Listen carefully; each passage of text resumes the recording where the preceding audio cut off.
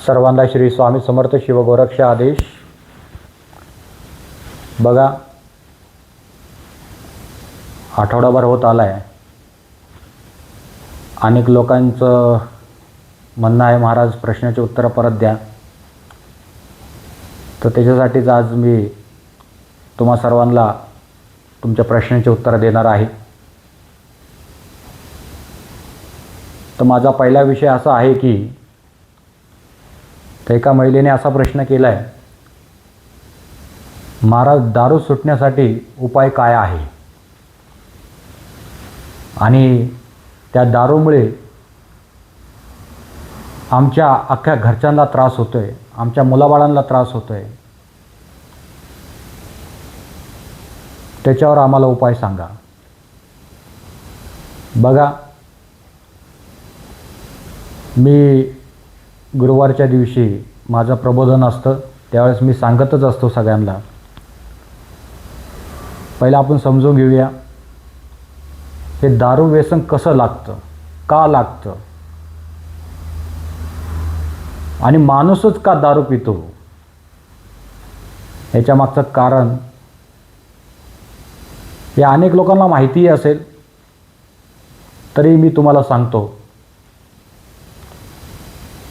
बघा, या दारूमुळे अनेक पिढ्या बर्बाद झालेल्या आहेत, अनेक पिढ्या वायाला गेलेल्या आहेत. आणि या दारूमुळे अनेक स्त्री पुरुषाचे डिवोर्स पण झालेले आहेत. याच्यामुळे, या दारूच्या नशेमुळे कधी कधी हानी पण होते, आणि ती अशी हानी होते तर जीवघेणी हानी पण होते. तर त्या दारूच्या नशेमध्ये समोरच्या व्यक्तीला समजत नाही तो काय करतोय, कारण त्यावेळेस ती नशा त्याची बुद्धी सैतानाची करत असतं, राक्षसी करत असतं. आणि ज्यावेळेस तो मद्यपान करतो आणि त्या मद्यपानामध्ये तो विचित्र बडबडायला लागतो आणि घरच्यांना त्रास करत राहतो. आणि बघा, हे जे दारू आहे, जे मद्यपान, याचं व्यसन लागण्याचं एक कारण असं आहे, तर काही पुरुष इतके विचित्र असतात तर त्यांना संसाराची जबाबदारी घ्यायची नसते, मुलाबाळांची जबाबदारी घ्यायची नसते. त्यांना मोकळा श्वास घ्यायचा असतो, राजासारखं जगायचं असतं आणि कमवायचं नसतं. एक कामधंदा करायला नको. मग घरामध्ये त्याच्यामुळं काय होतं, म्हणजे कशा घटना घडतात, मग वादविवाद व्हायला लागतात, मग नवरा बायकोची भांडणं व्हायला लागतात. आणि जर ती बाई, समजा त्याची बायको त्याला खूप त्रास करायला लागली, अशा पण मी घटना पाहिल्यात बरं का, ऐकतोय पण आहे, पाहिल्या पण आहे आणि माझ्या समोर आलेल्या पण आहेत. तर त्या बाईचं एकच मत आहे, तू काही कर, मला पैसा कमवून दे, मला बाकी माहिती नाही. म्हणजे आता या युगामध्ये प्रेम राहिलेलं नाही आहे, फक्त पैशाला महत्त्व आहे, नवऱ्याला पण महत्त्व नाही आहे. त्याच्यामुळं तू काही कर, कुठेही मर, तू उद्याही मेला तरी चालेल, पण आम्हाला पैसा आणून दे. अशा ज्या घटना आहेत मी डोळ्यांनी पाहिलेल्या आहेत आणि कानाने ऐकतोय, आणि माझ्या डोळ्यासमोरच्या ह्या घटना आहेत बरं का. म्हणून मी सांगतोय, हे तुम्हाला उदाहरण देतोय मी, ऐका, फक्त तुम्ही ऐका. आणि मग त्याला जर समजा एखाद्याचं शिक्षण नसेल, 10वी असेल, 12वी असेल, ग्रॅज्युएट पण असेल. आता मला सांगा, ग्रॅज्युएट व्यक्तीला महत्त्व आहे का या युगामध्ये? नाही. 10वी 12वी सारखे त्याची अवस्था आली. जुन्या लोकांना महत्त्व होतं, ते लागले चांगल्या चांगल्या जॉबला. आता जॉब तर काय राहिलेले नाही.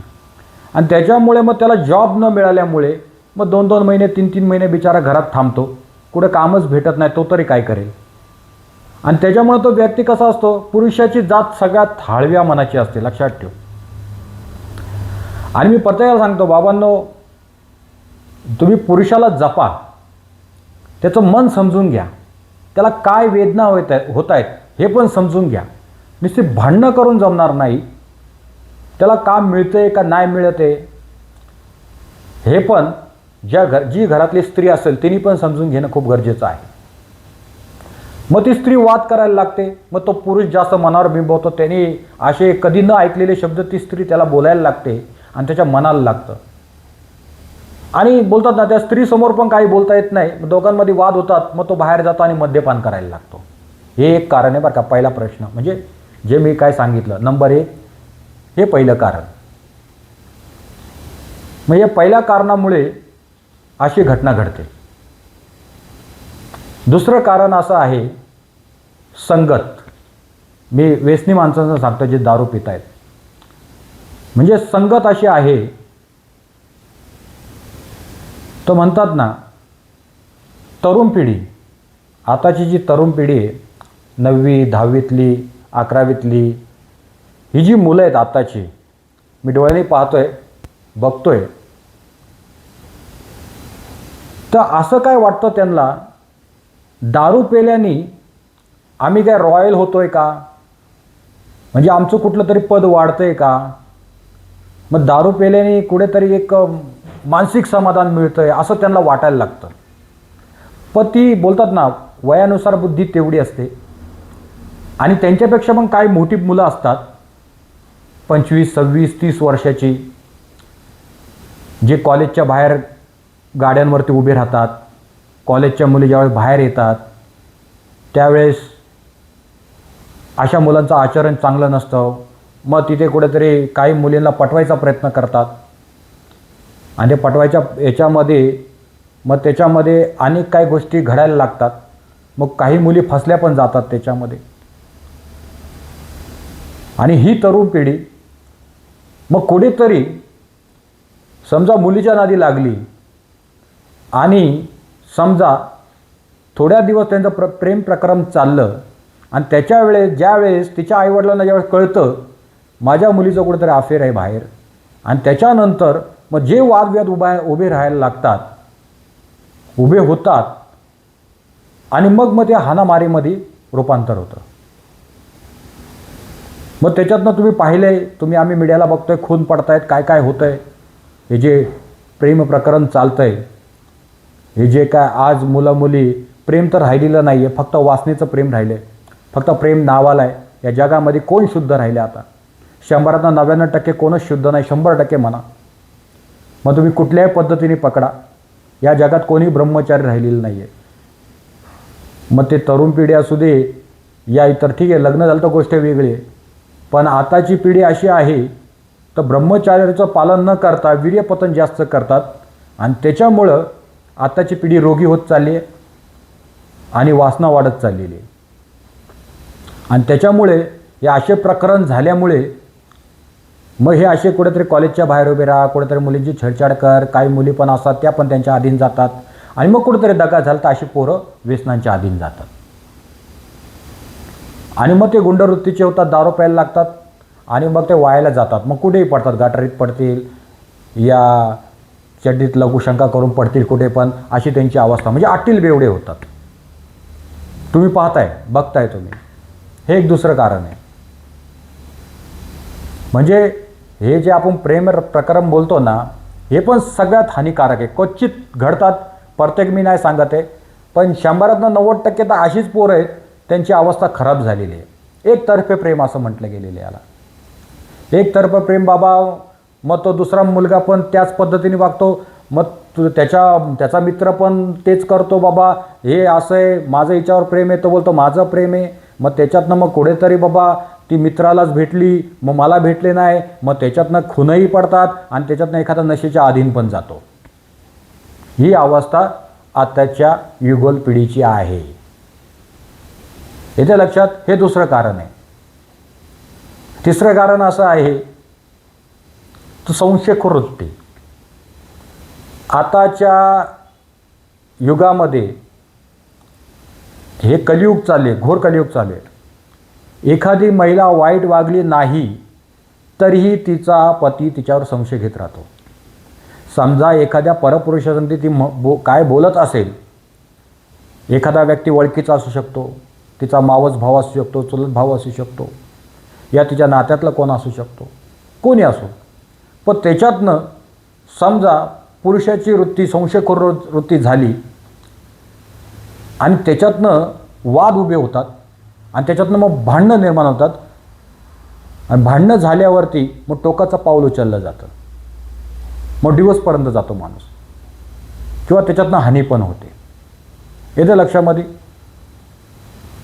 मग तो व्यक्ती समजा ती स्त्री त्याला ऐकत नसेल आणि ती स्त्री म्हणली नाही मी बोलणारच त्याच्या संगती, काही झालं तरी मग ती आर्यातुऱ्याची भाषा करायला लागते, त्याच्यातनं वादविवाद व्हायला लागतो. मग त्याच्या मनाला आणखी लागतं बाबा ही मला कधी बोलली नाही, अचानक अशी बोलायला लागते. मग ती बोलती तू का माझ्यावर संशय घेतला, अमुक घेतला तमुक घेतला, आणि त्याच्यातनं मग इतके वाद उभे राहायला लागतात. तो पुरुष दारूच्या अधीन जातो. हे पुरुषाचे जे गुण आहेत तुम्हाला मी सांगतोय, हे माझ्याकडे असे अनेक येतात म्हणून मी तुम्हाला सांगतोय. आता तुम्ही बोले महाराज याच्यावर मार्गदर्शन करा म्हणून मी करतोय बरं का, मी कोणाला उद्देशून करत नाही आहे, पण हे उदाहरण तुम्हाला देतोय. हे अशा घटना घडतात. पण माझं प्रत्येक महिलेला एक सांगणं, एक प्रार्थना आहे, प्रत्येक महिलेने असं करायला पाहिजे, जे आपल्या पुरुषाला आवडतं त्या पद्धतीने राहावं. आपली संस्कृती आहे, आपली हिंदू सनातन धर्म आहे आपला, त्याच पद्धतीने महिलेने राहायला पाहिजे. आपल्या जर नवऱ्याला आवडत नसेल, कुठल्या परपुरुषासंगती एखादी स्त्री बोलत असेल, त्याची बायको बोलत असेल, तर त्या महिलेने बोलू पण नाही. माझं एक प्रत्येकाला प्रार्थना आहे. मग त्याच्यातनं तुमचे संसार खूप सुखाचे होतील. तुम्हाला म्हणजे जगाच्या पलीकडे कुठेही फिरायचं असेल तर तुमच्या पतीसंगतीच फिरा. मग तुमचा कुठलाही चुलत भाऊ असू द्या, लांबचा भाऊ असू द्या, जवळचा भाऊ असू द्या, मामाचा मुलगा असू द्या, कोणासंगतीही तुम्ही फिरू नका, या कोणाच्याही गाडीवर बसू नका. याच्याने संशयखोर वृत्ती वाढली जाते. खरे अशा घटना माझ्याकडे आलेल्या आहेत. आणि त्याच्यामुळं मग ती स्त्री पण ऐकायला मागत नाही आहे. मग ती बोलते माझ्यावर संशय घेतला, तू अमुक केलं, तू तमुक केलं, मग असं केलं. मग ती पण माघारी घ्यायला मागत नाही. मग त्याच्या वादविवाद वाढतो, अग्नीत तुपाची धार, मग आयुष्य बर्बाद होऊन जातं. आणि मग तो माणूस त्या दारूच्या आहारी जातो. कारण नंबर 3, संशयखोर वृत्ती. याला संशयखोर वृत्ती बोलतात. आणि दुसरी एक संशयखोर वृत्ती असते बघा, नुसता पुरुषच संशय घेत नाही, काही महिला पण पुरुषावर संशय घेतात. बाबा तू आज का लेट आला, तू रोज ह्या वेळेस यायचा. ज्यांचे प्रेम प्रकरण असतात त्यांचं मी सांगतोय, ते आरेतुऱ्यावरूनच बोलतात ना, त्याच्यामुळे मी तसं त्या भाषेत बोलतोय. मग तू का बरं लेट आला, मग तू अमुक आला, मग तू कोणासंगती बोलत होता, तू याच्यावर संगतीच बोलत होता, तू व्हॉट्सअपवरच बोलत होता, तू याच बाई संगती बोलत होता, तू त्याच मुली संगती बोलत होता. आणि मग त्याच्यातनं काय होतं, संशयखोर वृत्तीमध्ये काय होतं, वादविवाद निर्माण होतात, त्याच्यातनं हानी निर्माण होते, मग नुकसान होतं. आणि मग माणूस टोकाचं पाऊल उचलतो. आणि मग काय होतं, मग डिवोर्सपर्यंत गेलं तर पुरुष मानसिक टेन्शन घेतो, त्याच्यातही तो दारूच्या आहारी जातो. हे कारण 4 आहे. आलं लक्षामध्ये. नंबर 4. आणि काय पुरुष असेही असतात, 5 नंबर मी सांगतोय तुम्हाला. तर बोलतात ना, काय पुरुष तामसिक बुद्धीचे असतात, म्हणजे राक्षसी वृत्तीचे, देवाला न मानणारे, हिंदू सनातन धर्माला न मानणारे, अध्यात्म न मानणारे, साधू संतांना न मानणारे. हम करो सो वो कायदा, आम्ही सांगाल तसं म्हणजे आमच्या घरच्यांनी वागायला पाहिजे. मी माझ्या बायकोला सांगाल बस तर बस, उठ तर उठ, मी सांगाल तसं माझ्या मुलांना जसं मी आदेश देईल त्याच पद्धतीने मुलांनी वागायला पाहिजे. आणि समजा त्याच्या मनासारखं नाही झालं तर अशा लोकांचा इगो लय मोठा असतो. व त्यांना बोलतात ना हायफर, ब्लड प्रेशर खूप हाय होतो, मानसिक टेन्शन येतं खूप. आणि मानसिक टेन्शन आलं का मग ते काय करतात, दारूच्या आधी जातात. मग दारू प्यायला लागतात, मद्यपान करायला लागतात, धूम्रपान करायला लागतात, मग वेगळा नाद लागायला लागतो. अशी पण काही लोक असतात. नंबर 6, आता जे मी सांगतोय, म्हणजे हे जे काय मी तुम्हाला सांगितलं या घटना बऱ्याच घरोघरी अशा घडत आहेत आणि कुठेतरी एखादी महिला किंवा पुरुष यांचं देवाला साक्षी मानून पण लग्न होऊन पण दुसऱ्या पुरुषासंगती कुठेतरी संबंध असतात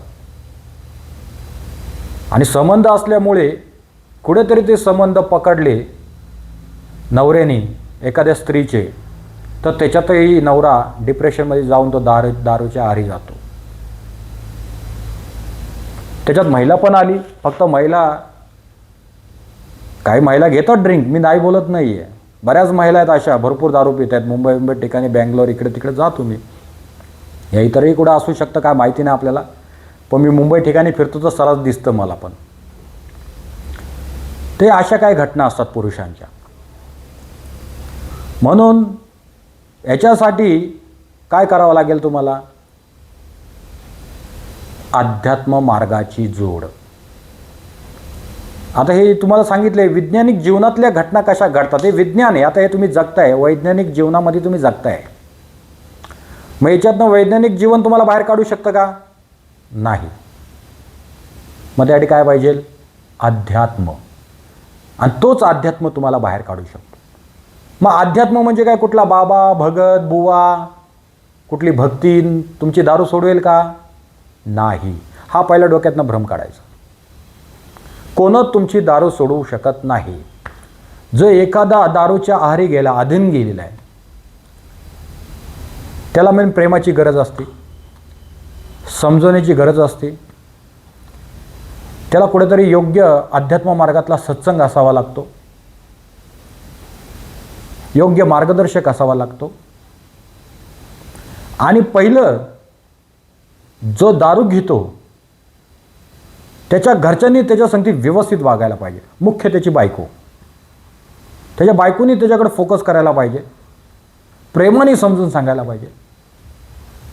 समजा ती चुकीची नसेल तर, चुकीची असेल तर तो ऐकणारच नाही. मग काय त्या डोक्यात तेच घुमत राहणार साधा घडी, हिने काहीतरी वाईट कर्म केले, वाईट कर्म केलेत, आणि मग तो तुम्ही किती समजून सांगितलं तरी तो तेच धंदे करणार. पण समजा त्याला संगत वाईट असल्यामुळे मी जे काही विचार सांगितले असे काही विचार असतील तर ती महिला त्याला सुधरवू शकते, हे 100%. आणि त्याला प्रेमाने घेऊन, त्याला त्याची 2 मुलं समोर ठेवून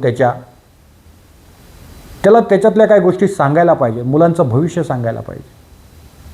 त्याचे आई वडील, त्याला स्वतःची जाणीव करून देता यायला पाहिजे. त्याला तू काय करतो ही पण त्याला जाणीव करून देता यायला पाहिजे. आणि जो दारू पितो ना, जोपर्यंत तो स्वतः मनावर बिंबवत नाही ना, बाबा मला याच्यातनं बाहेर पडायचं आहे, मला दारू प्यायची नाही, या दारूने माझं घर उद्ध्वस्त होत चाललंय, माझी बुद्धी सैतानाची होत चालली आहे, माझी बुद्धी राक्षसी होत चाललेली आहे, या राक्षसी बुद्धीमुळे घरामध्ये अनेक हानी होत आहेत, अनेक त्रास निर्माण होते, घरात लोक उपाशी मारत आहेत, मुलाबाळांचं भविष्य बर्बाद होते, आईवडिलांना खायला अन्न नाही, बायकोला धारण करण्यासाठी कपडे नाही, मुलांना धारण करण्यासाठी कपडे नाही, मुलांना शिक्षणाला पैसे नाही. या आम्हाला कुठं बाहेर जायचं असेल तर आमच्या खिशात एक आना पण नाही आहे. आम्हाला कुठं देवदर्शनाला जायचं आहे, कुठं सात्विक गोष्टी करायच्या असतील तर त्याच्यासाठी पण आम्हाला पैसे नाही आहेत. मेन जर खायलाच पैसे नसतील तर फिरण्याची गोष्ट दूर राहिली. असंही काही बेवड्यांच्या घरामध्ये अवस्था असते दारू पिणाऱ्या. पहिलं त्यांनी मनावर बिंबवायला पाहिजे. स्वतः जो करतो ना त्याच्या मागं परमेश्वर असतो, प्रयत्नाती परमेश्वर, त्याच्या हृदयातच आतला राम दडलेला आहे. पण काही संगतींमुळे, काही विचारांमुळे, काही संशयकवृत्तीमुळे, काय वगैरे वगैरे अनेक प्रॉब्लेममुळे त्यांनी स्वतःच्या अंगावर या घटना ओढून घेतलेल्या असतात.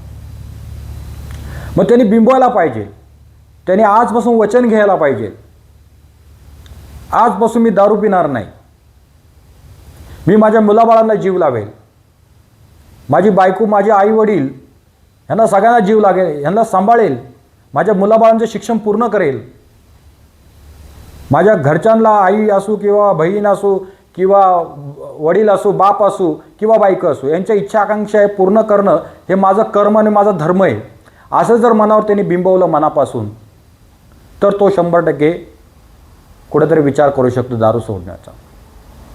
आणि त्यांनी ते मनावर बिंबवायला पाहिजे. आणि त्यांनी असा फायनल निर्णय घ्यायचा आहे, तर आजपासून मी रोज सत्संग ऐकेल. बघा, मोबाईलवरती अनेक सत्संग आहेत, चांगल्या संतांचे सत्संग आहेत, वाईट बघण्यापेक्षा चांगलं बघा. जर त्या पद्धतीने सत्संग बघितले, ते मनावर बिंबवलं, ते एखाद्या जो दारू पिणारा व्यक्ती त्याला दारू सोडायला जास्त वेळ लागणार पण नाही. हे सगळं त्याच्या बुद्धीवरती आहे. आणि मग त्यांनी रोज सत्संग ऐकावं, त्यांनी भजनात बसावं, कीर्तनात बसावं, साधू संतांच्या संगतीत बसावं. नास्तिकांच्या संगतीत बसलं तर बेवडाच होणार, हे 100%. मग अशांनी ही संगत धारण करून कुठेतरी संकल्प करावा, वचन द्यावं भगवंताला, कुठल्या तरी मठ मंदिरात जाऊन प्रार्थना करावी, हे ईश्वरा, माझ्या हातातनं इथून मागे काय कर्म, वाईट कर्म घडली असतील, काय मी दारूच्या अधीन गेलो असेल, याच्यामुळं माझ्या घरच्यांना त्रास झाला असेल, त्यांचे श्राप मी माझ्या अंगावर घेतले, नाही दिले तरी त्यांची तळतळाट तर लागते. जर ते उपाशी मरत असतील, त्यांना मानसिक टेन्शन येत असेल, या काही होत असेल, तर त्यांना त्रास तर होत असेल ना. मग त्याच्यातनं ती चुकी त्या ईश्वराच्या द्वारामध्ये सोडवायची, तिथं प्रार्थना करायची. तो ईश्वर 100% माफ करतो. तुम्ही कितीही चुकी केली, देवाला शरण गेलं तर देव माफ करतो. कारण आपला हिंदू सनातन धर्म आहे, आपली संस्कृती आहे. म्हणून मी प्रत्येकाला सांगतो, बाबांनो, या दारूच्या अधीन न जाणे फक्त तुमच्या हातात आहे. म्हणून पार्ट्या करणे, कुठेतरी आम्ही जॉबला जातो, त्याच्या मागचं अजून एक कारण आहे, 7वं कारण, ते विसरलो मी बोलायला. काही लोक जॉबला जातात बघा, तुम्ही जॉबला गेल्यावरती काय करतात, पार्टी महत्त्वाची असते. दर महिन्याला पार्टी असते यांची, दर महिन्याला पार्टी असते. मग ते पार्टीमध्ये अशी दारू पितात, तर कधी बोलतात ना, तसं काय एखादा ज्यूस पितायत, ज्यूस पण कमी पितील, 1 ग्लास पितील, पण दारू 2-2 बाटल्या एवढ्या मोठ्या मोठ्या, काय खंबे का काय बोलतात त्याला, एवढे खंबे पितात. आणि ते दारू पिऊन त्यांना घरी पण नीट जाता येत नाही. काय मुलं तर कुठेतरी मित्राच्या घरी या, इतर कुठं फुटपाथवरच झोपतात, अशी त्यांची अवस्था आहे, घरी कोणाला कळू नये म्हणून. तरुण पिढीचं सांगतोय, जे आता पिढे लागलेत ना, काय ठिकाणी कामाला लागलेत, ही त्यांची अवस्था आहे. दारू पितात, कोण कुठे पडतं फुटपाथवरती, कोण नशा करून कुठे पडतं, कोण गड किल्ले पण सोडत नाही, अशा ठिकाणी पण कुठला ड्रग्ज घेतात, नशा करतात. ही तरुण पिढीची अवस्था आहे. ही कशामुळे व्हायला चालली? या आताच्या फिल्म सिटीमुळे, फक्त फिल्म सिटी. त्यांचं करिअर बघायचं आपण आणि आपल्या मनावर ते बिंबवायचं. कुठेतरी सिरियल बघायच्या,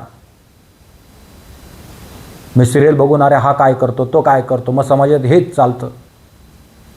मग कुठेतरी फॉरेनर संस्कृती आपल्यात उतरवायची, अरे वा हे कसे वागतात, मग आपल्या धर्मामध्ये असं का, मग ते तसंच का, तर्कवितर्क भरपूर करायला लागतात.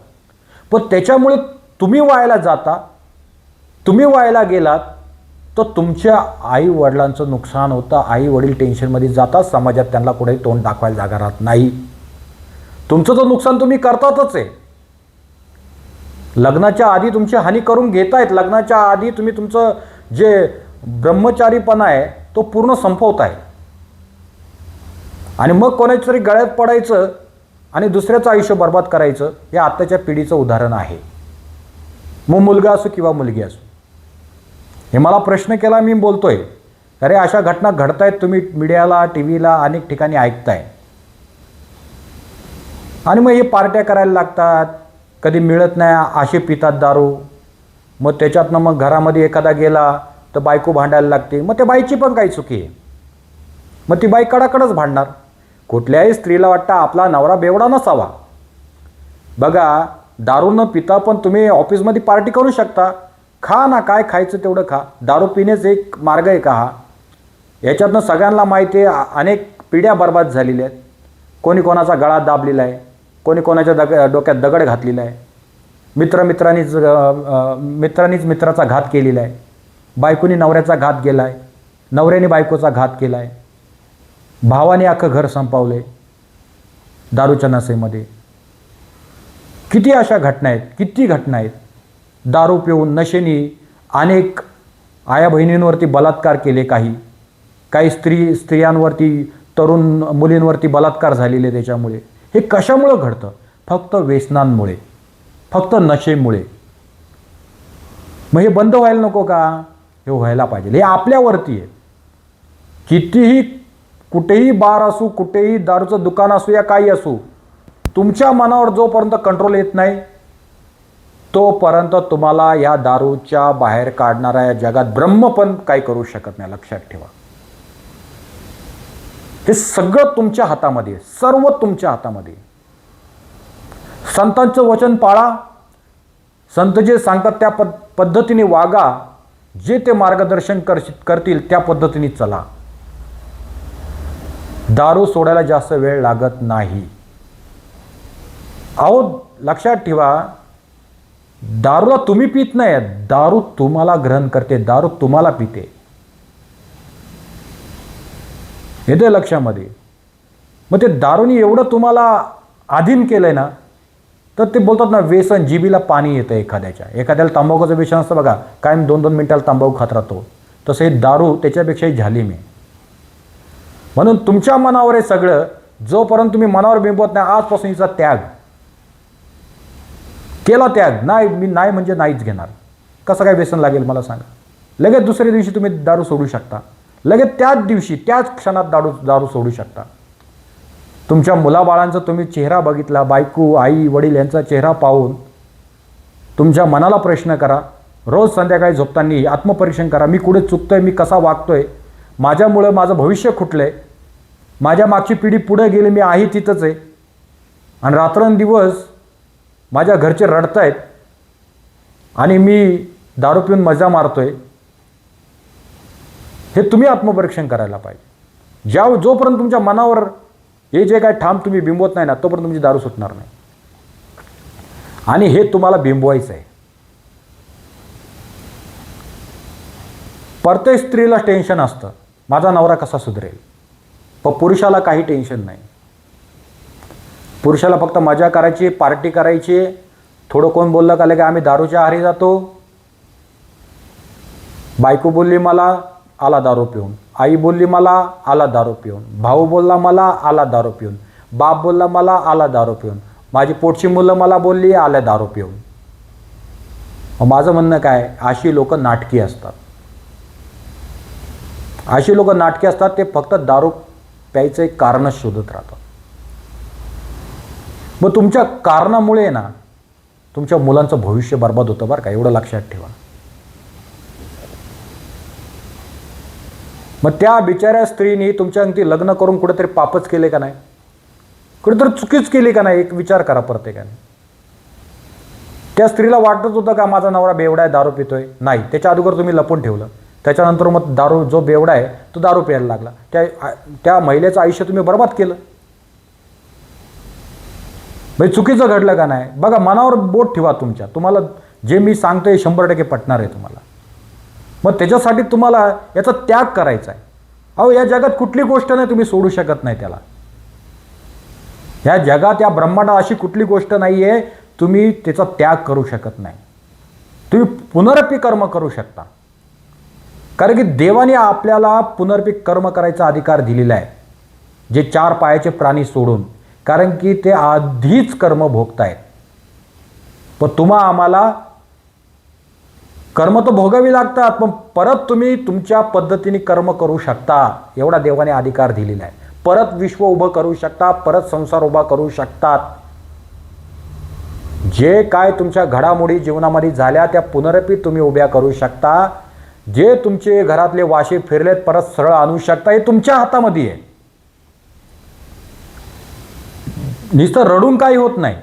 जे दारू पितात ना ते खूप नाटकं करतात. एखादी स्त्री अशी रडणार नाही, इतके छान नाटक करतात ती लोक. रडून काय दाखवतील, काय बोलतील, त्यांची अवस्था काय तुम्ही बघितली असेल. बेवड्या लोकांची बघा, कधी रडतीलच, कधी काय. मग यांना सिरियलमध्ये न्यायला पाहिजे.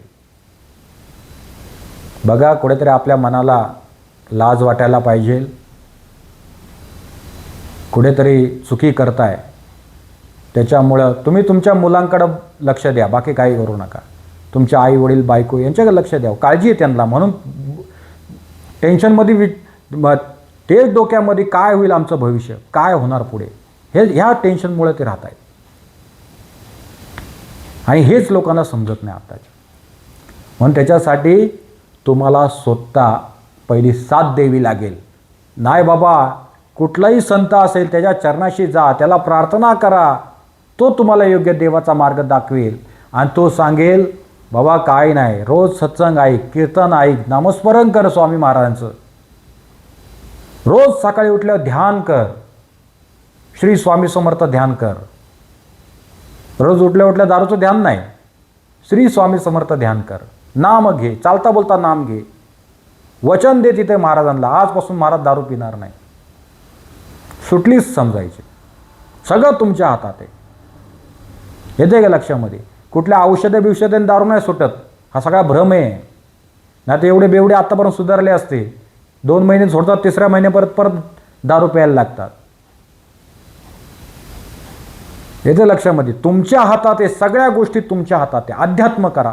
अध्यात्मच एक शक्ती तुम्हाला या मानसिक टेन्शनमधून, भौतिक जीवनामधून तुम्हाला बाहेर काढेल.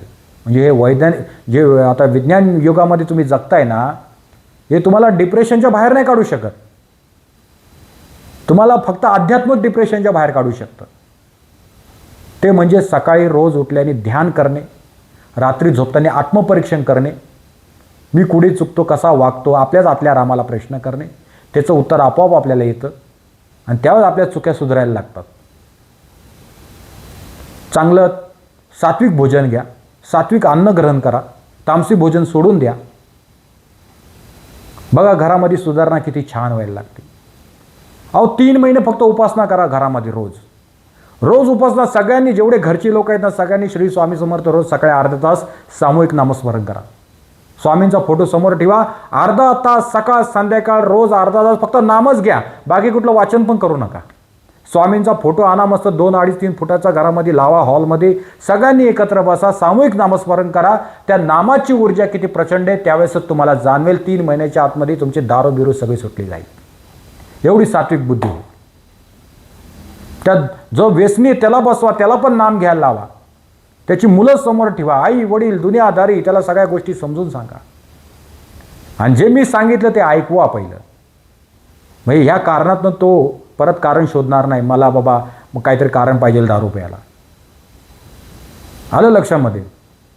आणि सकाळ संध्याकाळ रोज सगळ्यांनी सामूहिक, ज्याच्या घरात सामूहिक नामस्मरण आहे, ज्या घरात 4 सदस्य आहेत, 5 सदस्य आहेत, 3 सदस्य आहेत, अशा लोकांनी घरामध्ये सामूहिक नामस्मरण करायचे सकाळ संध्याकाळ. त्या घरामध्ये साक्षात श्री स्वामी समर्थ महाराजांची ऊर्जा घरात राहते, नाथांची ऊर्जा घरात राहते. तुमचा कुठलाही देव जो आवडतो, कुठलाही देव आवडीचा असो, त्याचं नाम घ्या. 100% व्यसनांवर ताबा येतो. ही काळ्या दगडीची पांढरी रेघ आहे. फक्त कुठल्या बाबाच्या आधीन जाऊ नका, हा बाबा दारू सोडत होतो, ते फक्त तेवढ्या पुरतंच असतं. तो तिथं गेला, त्याला कुठंतरी मानसिक समाधान मिळालं, आला 1 महिना दारू प्यायला, दुसऱ्या महिन्यात परत चालू होतो तो. म्हणून स्वतः मेल्याशिवाय स्वर्ग दिसत नाही. स्वतःचा प्रयत्न स्वतःलाच करायचा आहे, त्यावेळेस तुमची दारू सुटली जाईल. समजलं? ज्यावेळेस आपला इगो राहतो, एखाद्याला कसं आपण मनातनं बाहेर फेकून देतो, आजपासून तू माझा नाही म्हणून. मग ती दुश्मनी निर्माण होते, परत तोंड पण बघत नाही, काय नाही, कायमचं नातं दूर होतं. भावाभावांमध्ये कशी भांडणं होतात, जावाजावांमध्ये कशी भांडणं होतात, आई मुलामध्ये कशी भांडणं होतात. एखादा व्यक्ती बायकोचं ऐकू, आई सांगते कसा बोलत नाही, वर्ष 4 वर्ष, काही तर कायमस्वरूपी बोलत नाही, इथनं हृदयातनं काढलं का फेकून द्यायचं. अशी पण वाईट कर्म करतात. अरे मग असंच काहीतरी करा ना. आजपासून या दारूला इथून काढलं आणि फेकून दिलं. आजपासून मी दारू पिणार नाही, याचा त्याग. आता फक्त माझं एकच आहे, ते म्हणजे सत्वगुण, म्हणजे श्री स्वामी समर्थ महाराज. जे काय मी पिणार आहे आज, फक्त स्वामींच्या नामाचा अमृत पिणार आहे मी. आणि ते नाम पित राहा फक्त. श्री स्वामी समर्थ, श्री स्वामी समर्थ, श्री स्वामी समर्थ, हे नाम घोकत राहा. बघा जीवनात आज तुमच्या काळके उद्या सकाळ झाल्याशिवाय राहणार नाही, तर सूर्य उगवल्याशिवाय राहणार नाही, एवढं लक्षात ठेवा. हे 100% मनावर बिंबवा. जे मी काय आज सांगितलं, आज फक्त मी जे मद्यपान घेणारे लोक आहेत आणि कशामुळं काय प्रॉब्लेम होतो हे मी तुम्हाला सांगितले. आज मी याच्यावर विषय घेतला आणि ते तुम्ही जे कोणी बेवडे असतील, जे कोण दारुडे असतील, त्यांना दाखवा, त्यांना सांगा, हे ऐक बाबा पहिलं, बघ तुझ्या जीवनामध्ये कल्याण होतंय का नाही होत.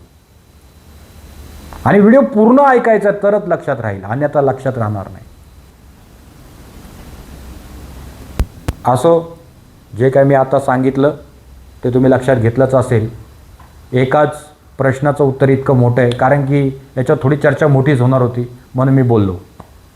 नेक्स्ट प्रश्न नेक्स्ट टाईम घेऊ आपण, चिंता करू नका, सगळ्यांचे प्रश्नाची उत्तरं देईल मी. असो, परत एकदा सगळ्यांना श्री स्वामी समर्थ, शिवगोरक्ष, आदेश आदेश.